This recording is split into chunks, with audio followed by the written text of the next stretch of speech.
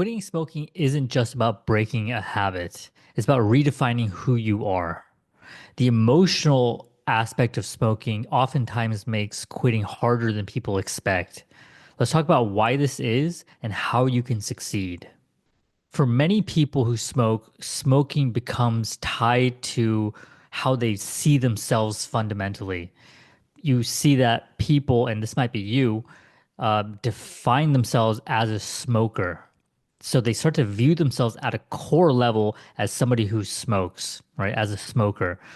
So this is a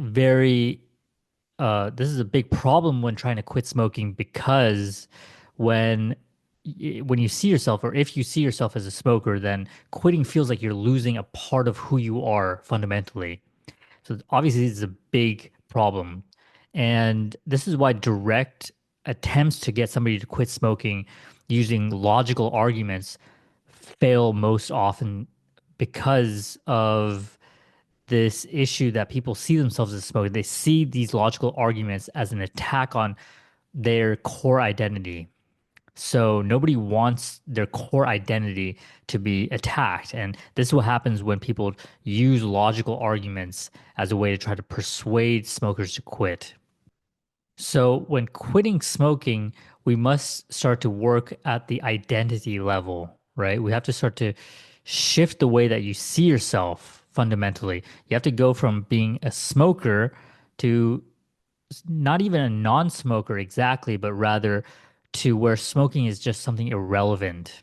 That is the best place to be because at some point in your life, before you picked up cigarettes, maybe you started smoking when you're 17 years old. Well, when you're 10 years old, smoking didn't really mean anything to you. It was irrelevant. You didn't go around at that age thinking of yourself as a non-smoker because smoking most likely didn't mean anything. You might have seen other people smoke, but smoking to you at that point meant nothing. So you weren't going around telling yourself, I'm a non-smoker. And that's the way I like to tell people about this. In the same way, I don't see myself as a smoker, and I don't see myself as a non-smoker either. I don't really go around thinking about myself as a non-smoker, and I don't rock climb. That's not something that I do.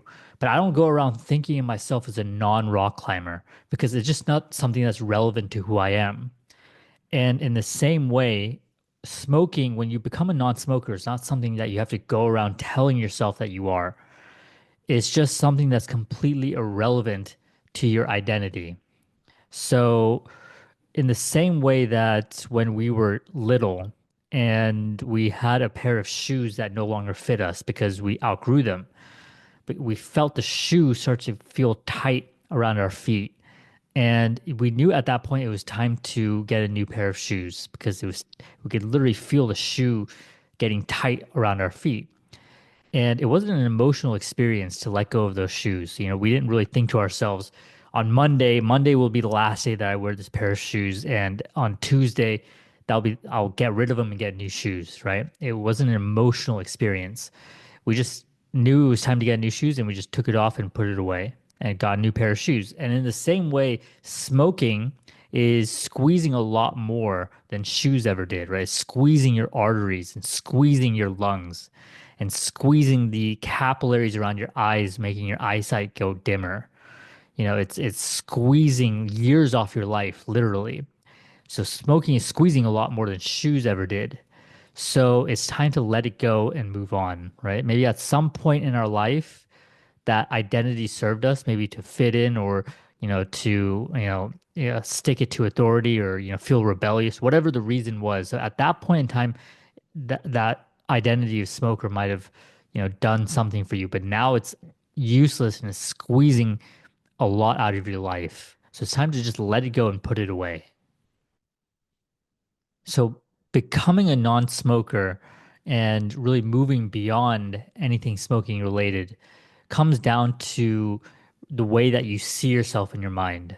So I recommend doing a very simple exercise, which is when you notice a craving, I want you to take a few minutes before you ever act on that craving to just close your eyes and visualize yourself as a non-smoker.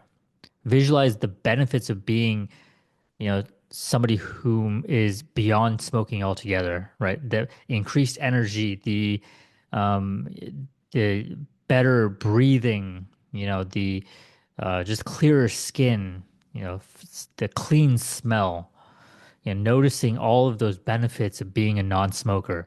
And I want you to just spend a few minutes every single time you notice a craving to start to see the benefits. And what will end up happening is that inevitably your brain will start to realize that acting on the craving is not going to help you whatsoever, and that the benefits of being a non-smoker outweigh any of the perceived benefits of smoking. So again, quitting smoking isn't about stopping a habit as much as it is being the best version of yourself. So if you want more content like this, go ahead and hit subscribe. I'll be releasing daily videos on this channel exclusive to this channel, and I'll see you next time.